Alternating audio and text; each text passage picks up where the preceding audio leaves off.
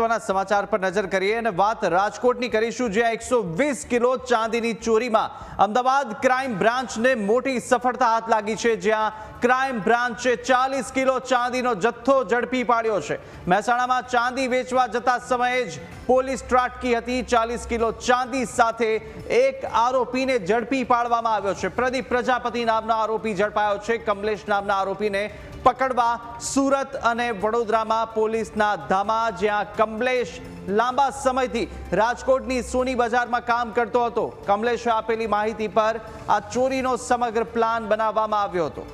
ખૂબ જ મહત્વના અપડેટ રાજકોટથી આવી રહ્યા છે અને 120 કિલો ચાંદીની ચોરીના કેસ અમદાવાદ ક્રાઇમ બ્રાન્ચને આ કેસમાં મોટી સફળતા હાથ લાગી છે અને ક્રાઇમ બ્રાન્ચ દ્વારા 40 કિલો ચાંદીનો જથ્થો પણ ઝડપી લેવામાં આવ્યો છે। વધુ તપાસ અત્યારે ક્રાઇમ બ્રાન્ચ પણ કરી રહી છે અને સાથે જ વડોદરા અને સાથે સુરતમાં પણ અત્યારે તપાસ ચાલી રહી છે। મહેસાણામાં ચાંદી વેચવા ગયા હતા અને તે સમયે જ પોલીસ ત્યાં આગળ ત્રાટકી હતી અને આ સમગ્ર મામલે તપાસ વધુ તેજ કરાઈ છે। 40 કિલો ચાંદી સાથે એક આરોપીને હાલ તો ઝડપી પાડવામાં આવ્યો છે। પ્રદીપ પ્રજાપતિ નામનો આરોપી ઝડપાયો। કમલેશ નામના આરોપીને પકડવા સુરત વડોદરામાં તપાસ ચાલી રહી છે। તો કમલેશ છે કે જે લાંબા સમયથી જ રાજકોટની સોની બજારની અંદર કામ કરતા અને સાથે કમલેશ દ્વારા જે સમગ્ર માહિતી આપવામાં આવી હતી અને આ ચોરીનો પ્લાન છે તે તેની માહિતીને આધારે તૈયાર થયો હતો। વધુ વિગતો સાથે સંવાદદાતા ઋષિ આપણી સાથે સીધા જોડાયા છે। ઋષિ, 120 કિલો ચાંદીની આ ચોરી અને આ કેસ અને અમદાવાદ ક્રાઇમ બ્રાન્ચને અત્યારે સફળતા લાગી, શું વધુ અપડેટ ઘટનાને લઈ? પ્રદીપ પ્રજાપતિ અત્યારે પકડાઈ ચૂક્યો છે અને કમલેશ નામનો આરોપી છે તેને બરોડા અને સુરતમાં અમદાવાદ ક્રાઇમ બ્રાન્ચને આ સૌથી મોટી સફળતા હાથ લાગી છે।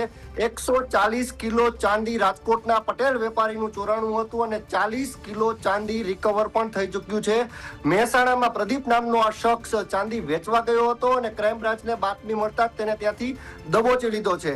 અમદાવાદ ક્રાઇમ બ્રાન્ચને સૌથી મોટી સફળતા રાજકોટની ચોરી મામલે થઈ છે, ત્યારે ન્યૂઝ કેપિટલ ઉપર આ એક્સક્લુઝિવ ખબર અમે આપને આપી રહ્યા છીએ કે જે ચાંદી ચોરીની ઘટના છે, આજે 3-4 દિવસ થયા પોલીસ ઊંધે માથે છે, એટલે કે દિવસ ને રાત મહેનત તો કરી રહી છે, પરંતુ સફળતા ક્યાંક ને ક્યાંક એક છેટી રહી જતી હતી। પરંતુ અમદાવાદ ક્રાઇમ બ્રાન્ચને મહેસાણામાંથી આ મોટી સફળતા મળી છે અને મહેસાણામાંથી આ પ્રદીપ પ્રજાપતિ નામના આ શખ્સને દબોચી લીધો છે। હાલ તો અત્યારે કમલેશને શોધવા માટે વડોદરા અને સુરતમાં અમદાવાદ ક્રાઇમ બ્રાન્ચે ધામા નાખ્યા છે, ત્યારે 40 કિલો ચાંદી રિકવર પણ થઈ ચૂક્યું છે। કમલેશ છે તેને આખી ટીપ આપી હતી આ જે પ્રદીપ નામના આરોપીને કે આ રાજકોટમાં આ જગ્યાએ જે રણછોડનગર વિસ્તાર છે ત્યાં ચાંદી પડ્યું છે અને ત્યાંથી આપણે ચાંદી ચોરવાનું છે। જે સમગ્ર સીસીટીવી પણ સામે આવ્યા હતા। ક્રેટા કારમાં આશરે 4 જેટલા શખ્સો હતા, તેને ચાંદીની ચોરીની ઘટનાને અંજામ આપ્યા બાદ રાજકોટમાં ખોટી નંબર પ્લેટ લગાવીને તે રાતભર ફર્યા પણ હતા। ક્યાંક ને ક્યાંક પોલીસે હ્યુમન સોર્સ સહિતના તમામ સોર્સનો ઉપયોગ પણ કર્યો હતો। જે સૌથી મોટા સમાચાર સામે આવ્યા છે કે અમદાવાદ ક્રાઇમ બ્રાન્ચને આ મોટી સફળતા હાથ લાગી છે અને 40 કિલો ચાંદી આ પ્રદીપ પાસેથી રિકવર પણ કર્યું છે અને વધુ ચાંદી રિકવર કરવાની પ્રક્રિયા અત્યારે શરૂ છે।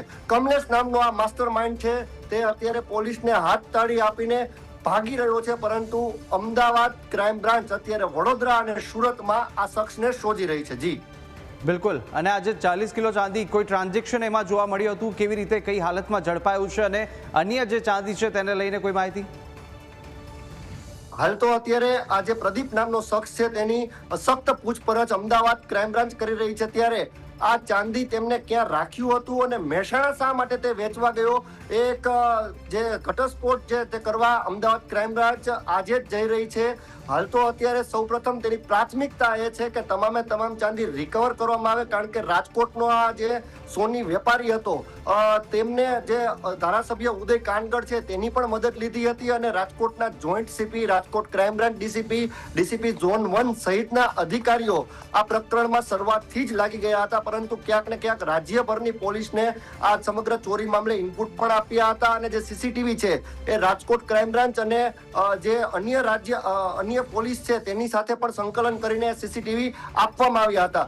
અમદાવાદ ક્રાઇમ બ્રાન્ચે કડી જોડી અને તેમને ખ્યાલ આવ્યો કે જે ઇનપુટ તેમને મળ્યા કે 40 કિલો ચાંદી મહેસાણામાં આ શખ્સ પ્રદીપ પ્રજાપતિ નામનો આ શખ્સ ત્યાં વેચવા ગયો છે.